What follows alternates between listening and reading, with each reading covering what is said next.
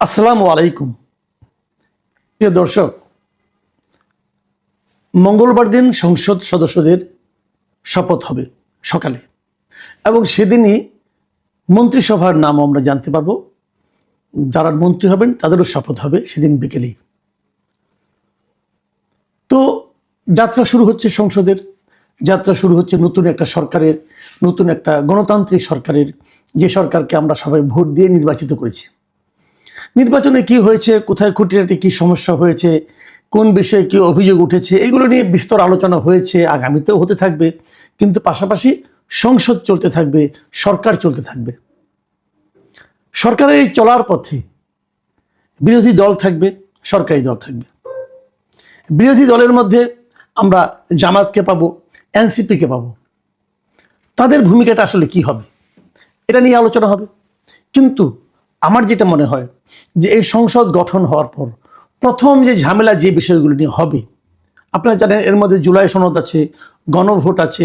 গণভোটের কারণে জুলাই সনদ বাস্তবায়নের একটা ব্যাপার আছে। এবার কিন্তু দুবার শপথ গ্রহণ হবে। একবার গণপরিষদ হবে একটা, যেখানে কি সংবিধান সংস্কারের জন্য একটা পরিষদ গঠন হবে। এই সংসদ সদস্যরা সেখানেও শপথ নেবেন। এই যে এত ঘটনা, এর মধ্যে আমার বিবেচনায় আগামীতে প্রথম বিরোধটা তৈরি হবে কি নিয়ে?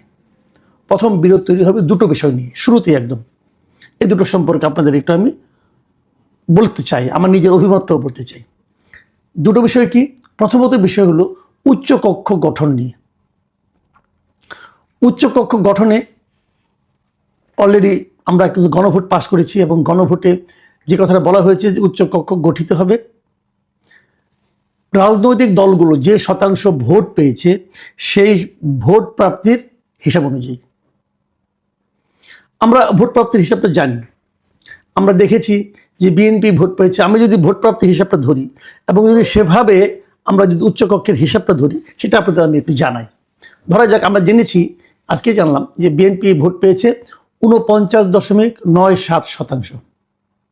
তার মানে এটা যদি আমি ভোট প্রাপ্তির হিসাবে ধরি, তাহলে উচ্চকক্ষের 100 জনের মধ্যে 50 জন থাকবে বিএনপির প্রতিনিধি। এদেরকে বিএনপি প্রতিনিধি হিসাবে নিয়োগ দিবে। জামায়াতে ইসলামী ভোট পেয়েছে 31.76%। এই হিসেবে তাদের ভাগ্যে পড়বে 32 জন উচ্চকক্ষের সদস্য। মানে ওনারা 32 জন ব্যক্তিকে উচ্চকক্ষের সদস্য হিসেবে নিয়োগ দিবেন। এনসিপি পেয়েছে 3.05% ভোট। এর অর্থ এনসিপি 3 জন সদস্যকে মনোনয়ন দিতে পারবে। ইসলামী আন্দোলন, তারা কিন্তু একটি আসন পায়নি। ইসলামী আন্দোলন একটি আসন বোধহয় পেয়েছে, রাইট? ইসলামী আন্দোলন একটি আসন পেয়েছে এবং তারা শতাংশ হিসাবে ভোট পেয়েছে 2.70%। সেই হিসাবে তারাও 3 জন উচ্চকক্ষের সদস্যকে নিয়োগ দেবেন। বাংলাদেশ খেলাফত মজলিস, তারাও পেয়েছে 2.09%। সেই হিসাবে তারা উচ্চকক্ষে সদস্য দিবেন 2 জন। এছাড়া জমিয়ত উলামায়ে ইসলাম, গণসংহতি, এরকম আরও অনেক গণসংহতি কিন্তু আসন পেয়েছে। তবে আন্দালিব রহমান পার্টির আছে, বাংলাদেশ আপনার জাতীয় পার্টি, তারাও মানে প্রার্থী তাদের জয়ী হয়েছে, কিন্তু তারা কিন্তু যে ভোট পেয়েছে তারা কোনো মানে পিআর হিসাবে তারা কোনো উচ্চকক্ষে নিয়োগ দিতে পারবে না। এই যে আমি বললাম যে সংখ্যাগুলো, এগুলো যোগ করলে হয় 90 জন। এই বাকি 10 জন কোথায় গেল? বাকি 10 জন ওই যে স্বতন্ত্র 7 জন আছে, হয়তো ওনারা কিছু নিয়োগ দিবেন। আরও খুচরা টুচরা যারা আছে, এগুলো আরও কিছু, আরও 3টা আসন তো এখনো বাকি আছে, কারণ 3টা আসনের ফল এখনো ঘোষিত হয়নি, কাজে ওটাও হিসাব ধরা হচ্ছে না এখানে। তো এভাবে নিয়োগ হবে। এখন যদি এটা আসন সংখ্যার আলোকে হয়, যেটা নাকি বিএনপি চাচ্ছে, তাহলে বিএনপি 209 জন সংসদ সদস্য, তাদের দলের 209 জন, 209 জনের জন্য তারা উচ্চকক্ষে পাবে 70 জন। দেখুন, মানে পিআর পদ্ধতি করলে পাবে 50 জন, আর নিম্নকক্ষের আনুপাতিক হারে করলে পাবে 70 জন। আর জামায়াতে ইসলামী নিম্নকক্ষে যে আসন প্রাপ্তি তার আনুপাতিক হারে করলে তারা আসন সংখ্যা পাবে উচ্চকক্ষে 23 জন। এখানে 23 জন, আর পিআর পদ্ধতিতে করলে হবে 32 জন। আবার এনসিপি কিন্তু উল্টা হয়ে যাবে, কারণ এনসিপি উল্টা হবে না, এনসিপির একই দুরবস্থা হবে। এনসিপি পাবে, যদি তাদের আসন সংখ্যা অনুপাতে হয়, তাহলে পাবে 2 জন, আর পিআর পদ্ধতি পাবে 3 জন। তাহলে হিসেব দাঁড়ালো কি? এটাই দাঁড়ালো যে পেয়ার পদ্ধতিতে উচ্চকক্ষে নিয়োগের জন্য এনসিপি এবং জামাত বেশ জোরালো আন্দোলনই করতে চাইবে, এমনকি খেলাফত আন্দোলনও করতে চাইবে। খেলাফত আন্দোলন তো আসন সংখ্যার অনুপাতে হলে তারা একটাও পাবে না, কিন্তু ভোটার অনুপাতে গেলে তারা 3টা পাবে। এই যে মানে আপনার বিরোধটা, এই বিরোধটা আপনি মেটাবেন কিভাবে? এবং এনসিপি এবং জামাতকে ছাড় দেবে না। আরেকটা বিরোধ তৈরি হবে, একদম শুরুতেই হবে। সেটা হলো যে সংসদীয় কমিটিগুলির সভাপতি কি হবে।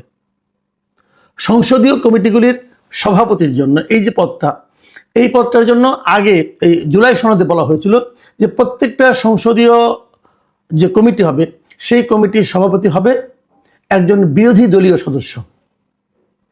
আর বিএনপি যখন তার ইশতেহার ঘোষণা করেছে, সেখানে বিএনপি প্রস্তাব করেছে এই সংসদীয় দলগুলোর সভাপতি হবে জাতীয় সংসদে প্রাপ্ত আসনের আনুপাতিক হারে। তাই যদি হয় সেক্ষেত্রে কিন্তু অনেক কমে যাবে জামায়াত এবং এনসিপির প্রতিনিধি, যারা নাকি সংসদীয় কমিটির সভাপতি হতে পারবে।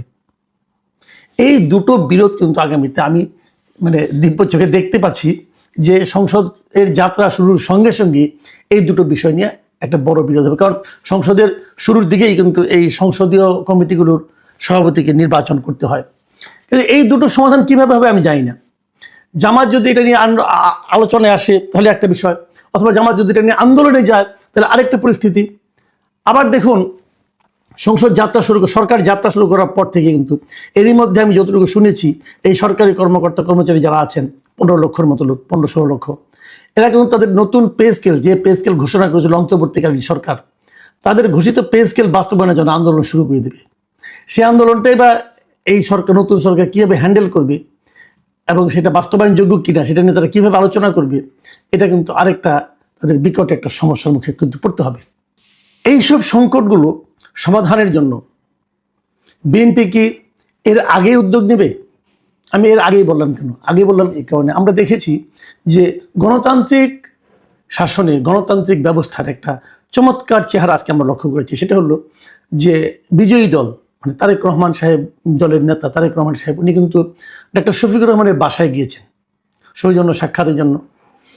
এটাও কিন্তু আমার কাছে একটা নতুন ধরনের প্রবণতা, নতুন ধরনের দৃশ্য আমরা আমাদের দেশে দেখতে পেরেছি যে বিজয়ী দল তিনি নিজে, ওনার সঙ্গে যিনি পরাজিত হয়েছেন ভোট যুদ্ধে, তার বাসায় যেয়ে তার সঙ্গে সৌজন্য সাক্ষাৎ করছেন। এই সৌজন্য সাক্ষাতে নিশ্চয়ই তার সঙ্গে আলোচনা হবে। আমি চাইবো এই ধরনের আলোচনা চলতে থাক। গণতন্ত্রের সৌন্দর্য এটা, এবং এখানেই আপনারা কথা বলা শুরু করুন। এই যে সম্ভাব্য যে সংকটগুলো, এই সংকটগুলো কিন্তু হবে, অবধারিতভাবে হবে। এই জুলাই সনদ বাস্তবায়ন করতে যেও হবে, গণভোটে যেটাই থাক না কেন। আপনি দেখবেন, আমি দেখেছি যে বিএনপি তাদের ইশতেহারে বলেছে তারা কিন্তু 31 দফার আলোকে অনেক কিছু করবে। তাদের যে ঘোষিত 31 দফা আছে, যেটা তারা এই সংস্কার কর্মসূচি শুরু হওয়ারও 2.5 বছর আগে তারা শুরু করেছিল, তারা 31 দফার আলোকে অনেক কিছুই করবে, কিন্তু ধীরে ধীরে করবে, কিন্তু অনেক কিছুই করবে। তো এই বিষয়গুলো নিয়ে অত 30-40টা দল এখন তাপাহত নাই, কিন্তু যেহেতু সংসদে যারা আছেন তাদের সঙ্গে যদি অনানুষ্ঠানিক বৈঠকও তারেক রহমান সাহেব শুরু করেন, যেটা অলরেডি শুরু হয়ে গেছে, আলাপ করুন, কথা বলুন, আলোচনায় অনেক সমস্যার সমাধান হয়ে যায়। আমার কথা হলো যে নতুন একটা সংসদ যাত্রা শুরু করবি, শুরুতেই যদি বিরোধ তৈরি হয়, শুরুতেই যদি বিরোধী দল আন্দোলনে নেমে যায়, সেই জিনিসটা কিন্তু আমার মনে হয় আমাদের জাতির জন্য, দেশের জন্য, সরকারের জন্য একটা বাড়তি চাপ তৈরি হবে। কারণ আমি কিন্তু এনসিপির নমুনা ভালো দেখছি না। এনসিপির ওই যে একজন নেতা আছে আসিফ মোহাম্মদ সজীব, সে তো খালি কিছুক্ষণ পর পর আন্দোলনের ঘোষণা দেয়। উনি আসলে কী চান এটাও জানি না। এগুলো দিয়ে কি, আমি তো মনে করি ওনার বিরুদ্ধে খুব শীঘ্রই নতুন সরকার আসার পর শুরুতে ওনার বিরুদ্ধে উদ্যোগে মামলা হওয়া উচিত। এখন কি এগুলি থেকে বাঁচার জন্য করেন কিনা আমি জানি না। তো যা হোক, সেটা আমরা পরে দেখবো কি হয়। তো উনি কিন্তু আন্দোলনের ঘোষণা অলরেডি, হুমকি অলরেডি দেওয়া শুরু করেছেন। তো এরকম না, আন্দোলন না, আগে আলোচনা করুন। ওনাকেও বলবো, ভাই আগে আলোচনা করুন, আপনার বয়স কম, ঠিক আছে, রক্ত গরম, সমস্যা নাই, কিন্তু আগে আলোচনাটা করুন। আলোচনা করে তারপর রাস্তায় নামুন। সব সমস্যার সমাধান রাস্তায় হয় না। দেশে যখন একটা স্বৈরাচারী সরকার থাকে, তখন রাস্তায় নামলে যেরকম জনসমর্থন পাওয়া যায়, যখন একটা গণতান্ত্রিক সরকার থাকে তখন অতটা পাওয়া যায় না। এটা মাথায় রাখতে হবে। এটা মাথায় না রাখলে আপনিই লস করবেন। প্রিয় দর্শক, আমরা চাই সমস্যার সমাধানগুলো গণতান্ত্রিক প্রক্রিয়ায় আলোচনার মাধ্যমে হোক। এমনকি সংসদের অধিবেশনে 10 মিনিটও যদি আলাপ না করে আগে যদি সমাধান করা যায়, সেটাই ভালো। সেটাই করেন। আমরা আশা করব যে রাজনৈতিক দলগুলো এই বিষয়গুলো মাথায় রেখেই তাদের পরবর্তী কর্মসূচি গ্রহণ করবেন। প্রিয় দর্শক, এখন এই পর্যন্তই। নির্বাচন হয়েছে মাত্র 2 দিন, এর মধ্যেই 11 দলীয় জোট, অর্থাৎ আগামী দিনে যারা বিরোধী দল হিসাবে বা তাদের জোট সঙ্গী হিসাবে কানেক্টেড হয়েছেন, প্রত্যেকটি দল মিলে বিএনপির বিরুদ্ধে রাজপথে বিক্ষোভ কর্মসূচি ঘোষণা করে বসেছে। আসলে কেন? 2টা দাবি আছে। একটা দাবি হচ্ছে যে 30টি আসনে ফলাফল সঠিক হয়নি, দাবি হচ্ছে জামাত ইসলামের। ওই আসনগুলোতে পুনর্ভোট বিবেচনা করতে হবে বা গণনা করতে হবে, এরকম একটা দাবি আছে, যে এখানে মেকানিজম হয়ে গেছে। অপরদিকে তাদের আরেকটা দাবি হচ্ছে সারা দেশে নির্বাচন পরবর্তী সহিংসতা হয়েছে। আজকে আমি দেখলাম এনসিপির যিনি প্রধান আছেন এক ধরনের আসিফ মাহমুদ, তিনি বললেন প্রায় 1000-এরও বেশি মানুষ নাকি আহত হয়েছে। তবে তথ্যসূত্র কতটুকু সঠিক বেঠিক এটা নিশ্চয়ই তিনি ভালো জানেন। আর এই ঘটনাগুলোতে সরাসরি কানেক্ট করা হচ্ছে বিএনপিকে। ইভেন বলা হচ্ছে যে বিএনপি আওয়ামী লীগ মিলা একসাথে আসলে এনসিপির বিরুদ্ধে বা জামাতের বিরুদ্ধে জোট বেঁধেছে, বা আওয়ামী লীগের ভোটগুলা বিএনপি পাইয়া ক্ষমতায় গেছে। সো এরকম নানান বক্তব্য যখন দিচ্ছে, তখনই দেখলাম যে আপনার 11 দলীয় জোট তারা আগামী সোমবার রাজধানীতে বিক্ষোভ মিছিল করবে। অর্থাৎ আমি যখন নিউজটি করছি আজকে শনিবার, আগামীকালকে রবিবার, তার মানে পরশুদিন একটা বিক্ষোভ মিছিল হবে রাজধানীতে। আসরের পর বাইতুল মোকাররমের উত্তর গেট থেকে এই বিক্ষোভ মিছিলটি বের হবে। আজকে 11 দলীয় জোটের লিয়াজু কমিটির একটা বৈঠক হয়েছে। যেমন গতকালকে এনসিপির নেতা আক্তার, সার্জিস অনেকেই বলছিল যে বিভিন্ন জায়গায় তাদের রংপুর উত্তাল, এমনকি সেখানে আক্তারের বিরুদ্ধে স্লোগান হয়েছে। তাদের বক্তব্য, তাদের নেতাকর্মীদেরকে মাইকে ঘোষণা করে আপনার বিএনপির নেতাকর্মীরা তাদের উপর হামলা করেছে। কোথাও কোথাও জামাতের অভিযোগ হচ্ছে তাদের বিরুদ্ধে বাড়িঘরে ভাঙচুর করা হয়েছে। আবার বিএনপিরও দেখছি আমরা অভিযোগ আছে যে জামাত অধ্যুষিত এলাকায় তাদের নেতাকর্মীদের বাস টাস ভাঙা হয়েছে, বাড়িঘর পোড়ানো হয়েছে। অর্থাৎ নানান ধরনের অভিযোগ কিন্তু আছে। প্রশ্ন হচ্ছে যে এই অভিযোগগুলোর মধ্যে কোনটা সত্য, কোনটা মিথ্যা।